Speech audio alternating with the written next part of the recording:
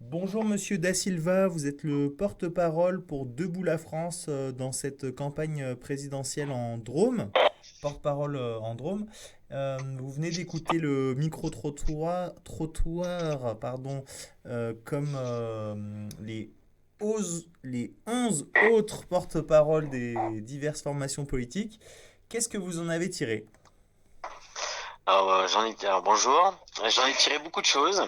Euh, Il y a beaucoup de choses qui reviennent de manière redondante. C'est l'écologie. Beaucoup sont sur l'écologie, les programmes, et que on ne parle pas assez d'écologie par rapport à l'urgence actuelle qu'on nous martèle. Voilà. Euh, une chose aussi importante que j'ai relevée, c'est beaucoup de personnes parlent de peu d'espoir en l'élection présidentielle, à moins d'avoir quelqu'un qui met en place réellement ses idées, et que la demande elle est plus sur du local. Et je vois un peu les gens un peu reclus sur eux-mêmes, euh, parce que s'il n'y a pas d'espoir en haut, et ben en fait on se replie sur soi-même. Donc c'est ce que j'ai pu noter par rapport à ce que j'ai entendu. Très bien. Et là-dessus, alors, hop, il faut que je coupe le temps de parole, mais je m'en rappelle un peu. Là-dessus, est-ce que vous voulez dérouler un petit peu peut-être la proposition que porte Debout la France? Oui, oui, sur le plus important, à mon sens, et c'est là au-dessus, je suis tout à fait en adéquation avec Nicolas Dupont-Aignan, c'est sur le référendum d'initiative citoyenne. Moi, je m'étais présenté au départemental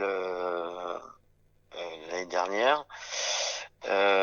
Et j'avais déjà proposé à l'époque le référendum d'initiative locale, où justement ce sont les gens, les locaux qui décident pour leur environnement. Et après, référendum d'initiative citoyenne, bah, plus largement on l'étend au territoire de la France. Ce qui me semble important, c'est que on est tous des citoyens, et les citoyens devraient être à même de porter leur voix aux hommes politiques, et les hommes politiques devraient s'exécuter, alors qu'aujourd'hui c'est l'inverse. On est plutôt en politique des gens qui décident de tout pour tout, et puis s'occupent très peu des gens à la base, quoi. Voilà. D'accord. Comment... Alors, hop, il faut que j'arrête le temps. Comment ça se passe un petit peu la campagne pour le moment pour Debout la France par rapport peut-être aux autres candidats? Est-ce que vous avez le sentiment qu'il y a une percée qui est possible? Bah écoutez, la campagne, je l'entends comme quelques années auparavant déjà. La première des choses, c'est que je trouve dommage qu'on ne parle que de certains partis, parce qu'ils sont majoritaires, parce que ils sont plus nombreux.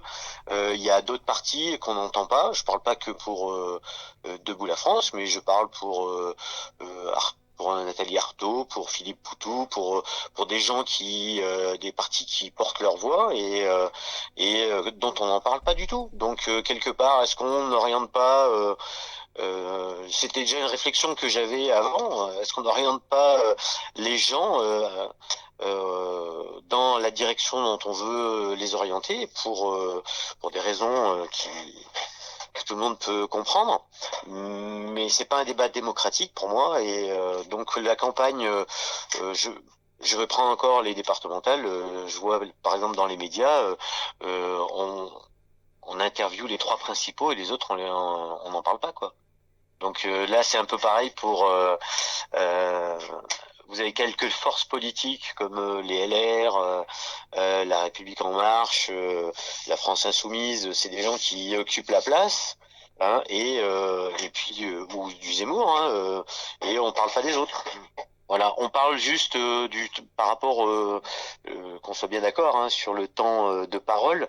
Une fois qu'on est lancé dans les élections présidentielles, on a un même temps de parole décompté pour tous les partis, bien entendu.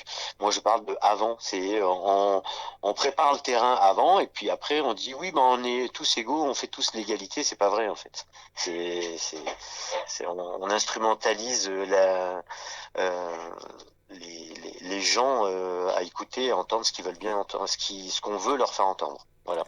Et si on retourne un petit peu sur le fond de la proposition présidentielle, est-ce que ça serait possible que vous nous indiquiez un petit peu les axes de votre programme et de votre mission? Oui, alors déjà, une chose essentielle, c'est la liberté. Hein. C'est le programme que Nicolas a développé depuis bien longtemps. Aujourd'hui, on voit que nos libertés, elles ont été sacrifiées. Hein.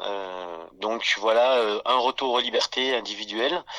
Donc ça passe par beaucoup de choses. Donc déjà par récompenser le travail, faire valoriser le travail et non pas quand il y a une augmentation des prix du carburant par exemple, les salaires bougent pas, donc on perd du pouvoir d'achat, donc ça c'est pas normal. C'est des gens qui sont payés 10 000 euros par mois qui vont vous dire à 1 000 euros par mois vous êtes bien payé, contentez-vous de ça, bah voyons. Donc là il y a un problème. Euh, Redonner le pouvoir au peuple, donc la liberté d'où le référendum. Donc il y a plein d'axes. Pareil pour le budget de la France, en fait,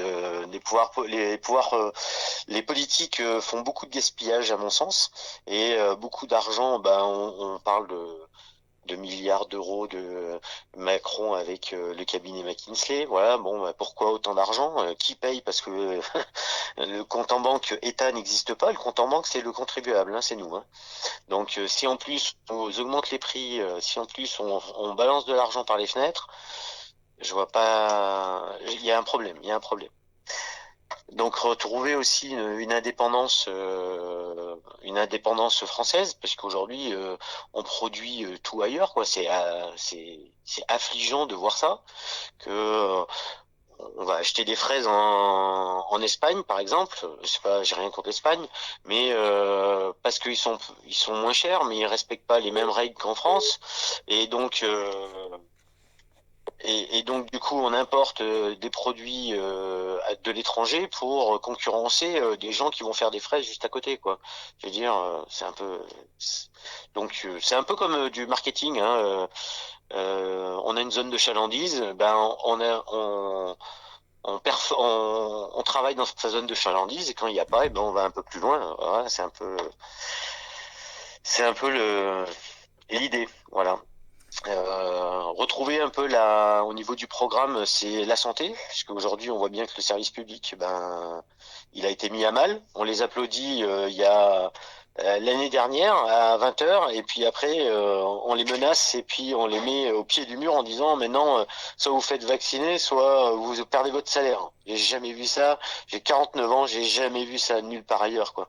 Je veux dire, à part en dictature, j'ai pas que c'est une dictature, mais plutôt une tyrannie. Mais j'ai jamais vu ça, de devoir défendre nos libertés fondamentales. Jamais vu, j'ai vu ça. Et j'en parle pas que pour moi, j'en parle surtout pour mes enfants, parce que je suis plus inquiet pour mes enfants du devenir qu'on va leur laisser. Voilà. Hmm, d'accord. Alors, hop, il faut cliquer sur le chronomètre. Euh, Est-ce que vous pouvez nous parler un petit peu de la dynamique départementale par rapport à votre campagne?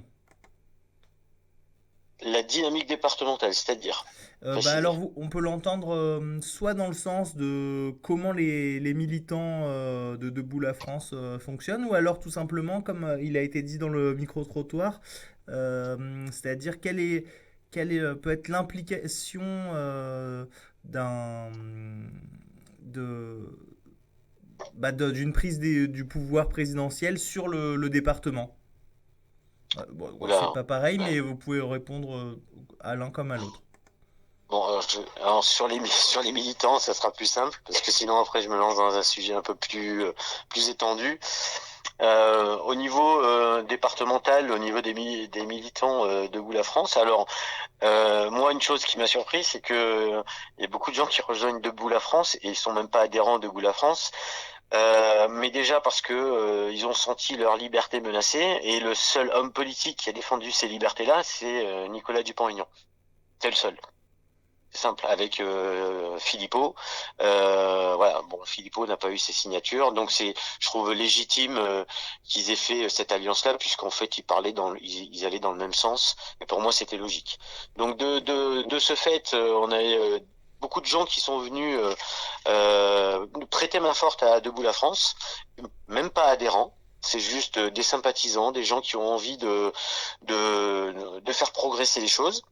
Et donc du coup, j'ai plein de gens volontaires qui viennent m'aider, que je ne connais même pas. Ben, ce